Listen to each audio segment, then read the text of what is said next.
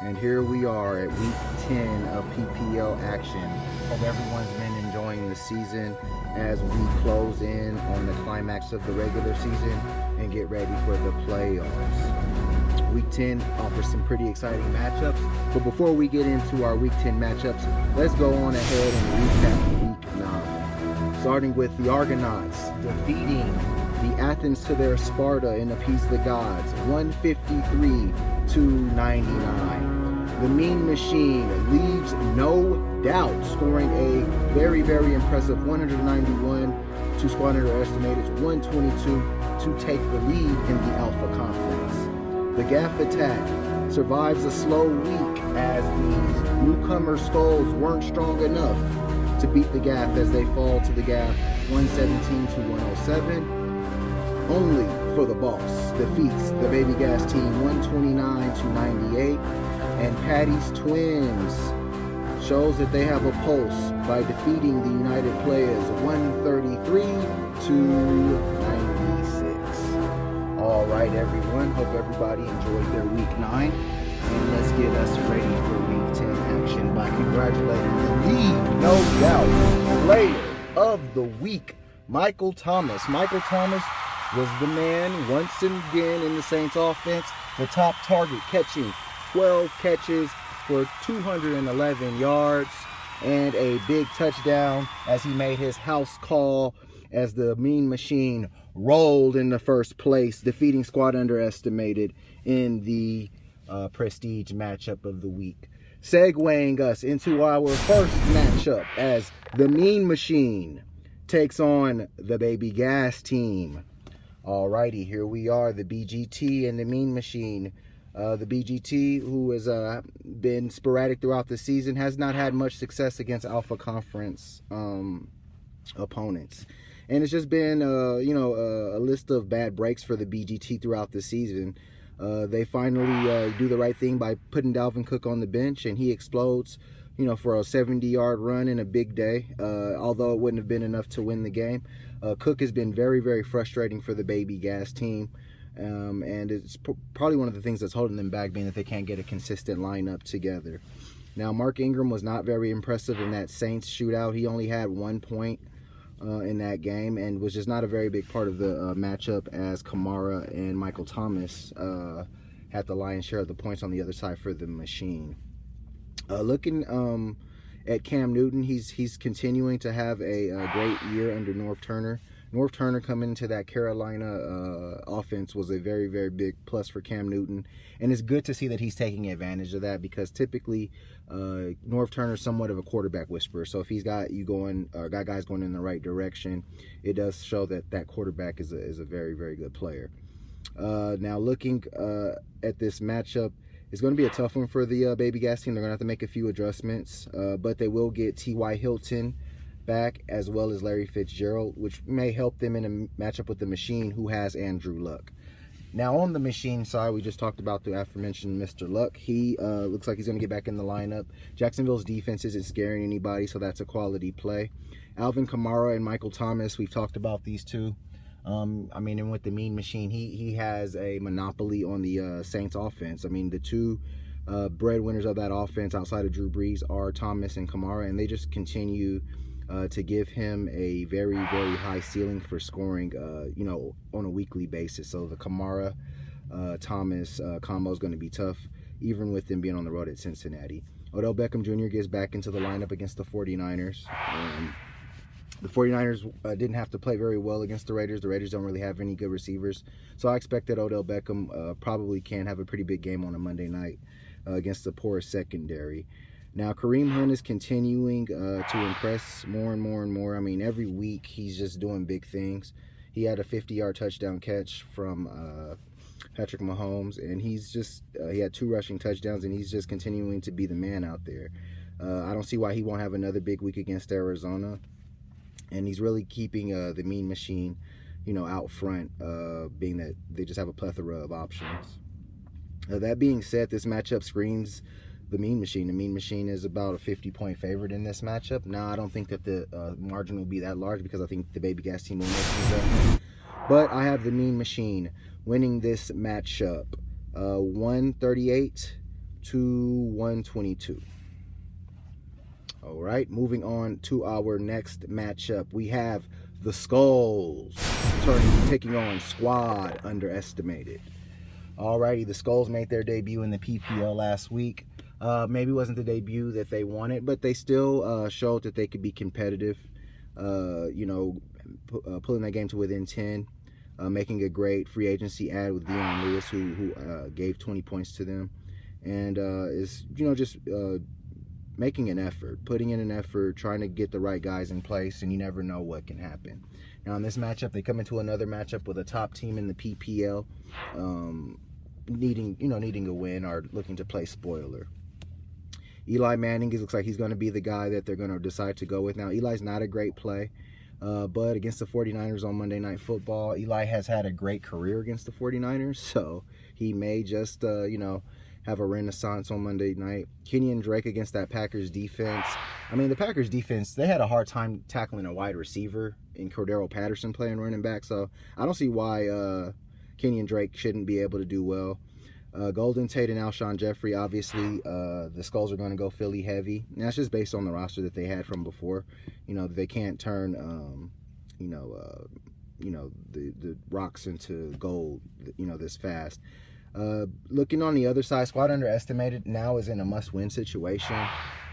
The great start was awesome, but they ended up losing 2 big ones to the Gaff Attack and to the Mean Machine. They've fallen out of control of their destiny in the Alpha Conference, so they're going to have to get right this week. The Andy Dalton play against the New Orleans defense at home is a great play, especially with Kirk Cousins and Adam Thielen being on the bye. There's going to be huge that Squad is able to still get good production from the quarterback and wide receiver positions. Josh Gordon finally woke up for a big game. He caught a 50-plus yard touchdown in the big win for the Patriots.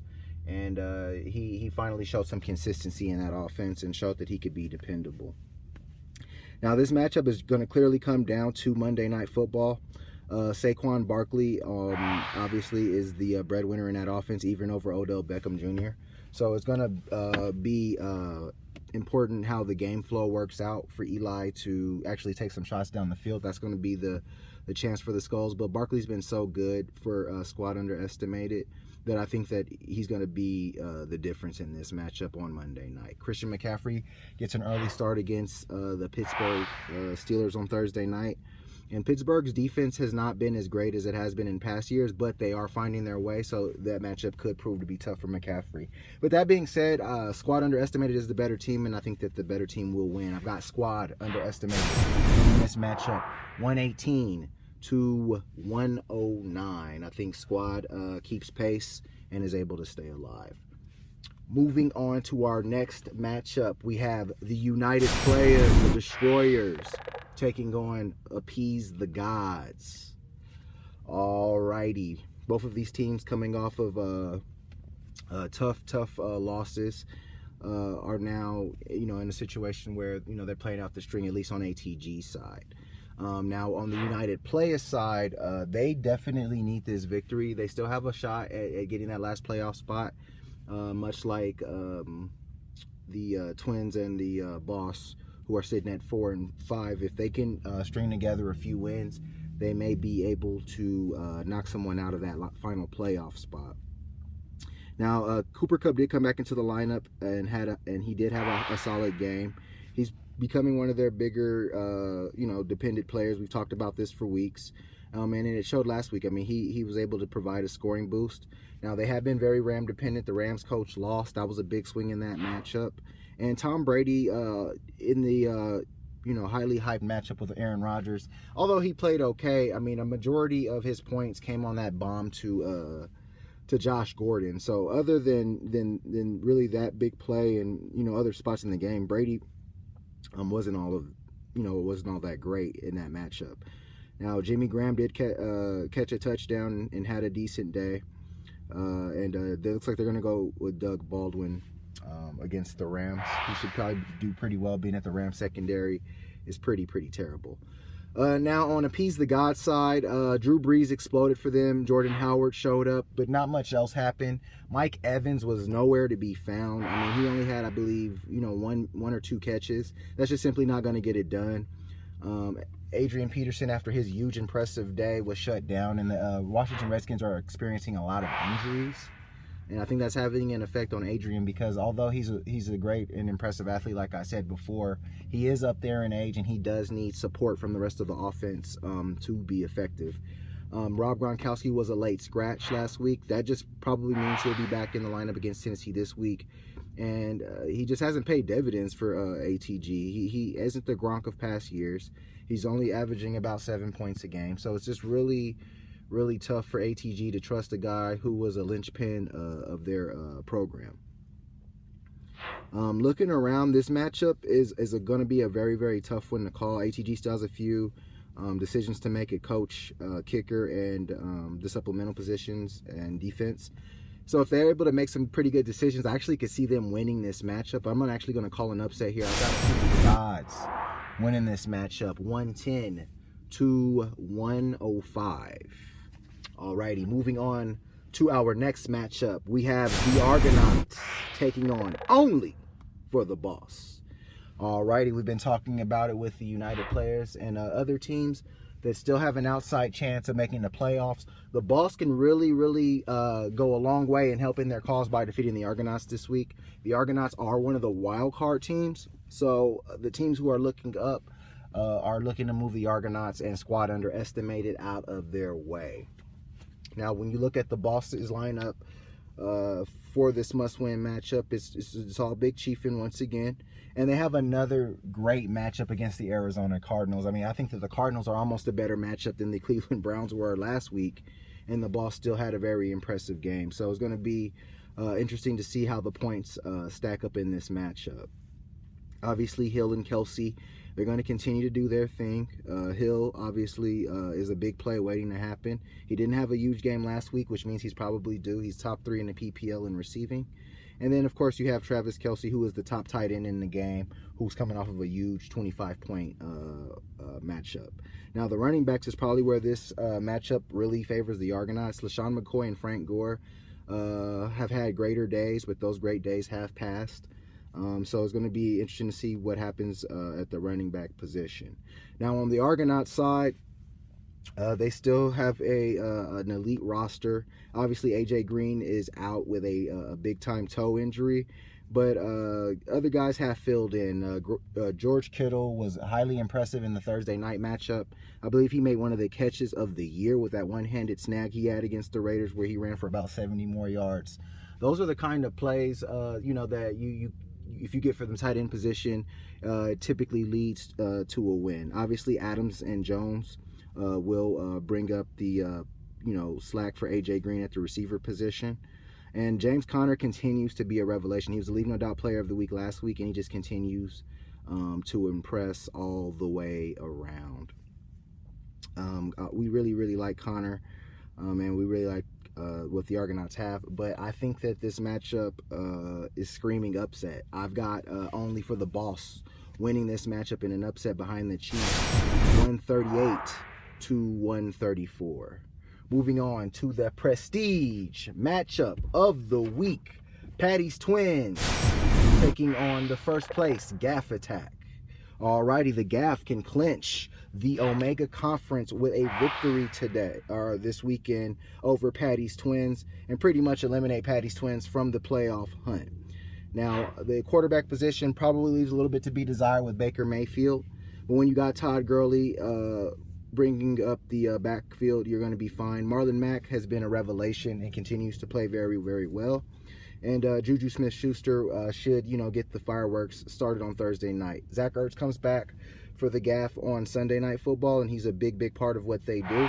He's going to be I think he's going to be the difference in this matchup. Now, on the Twins side, Aaron Rodgers, obviously, David Johnson, and Telvin Coleman are going to need to play huge in their backfield. Antonio Brown has a great matchup with Carolina. I think he's going to have a big game, and I like Keenan Allen against the Raiders. The Twins did a good job of picking up Duke Johnson. I think that's going to be an underrated, sneaky pickup that could pay dividends, especially with Baker Mayfield having to dump off to backs. And that being said, I'm calling the upset here in the prestige matchup of the week. I've got Patty's Twins winning in an upset, 131 to 124. All right, everyone. Thank you. Have a good weekend, and may the odds be ever in your favor.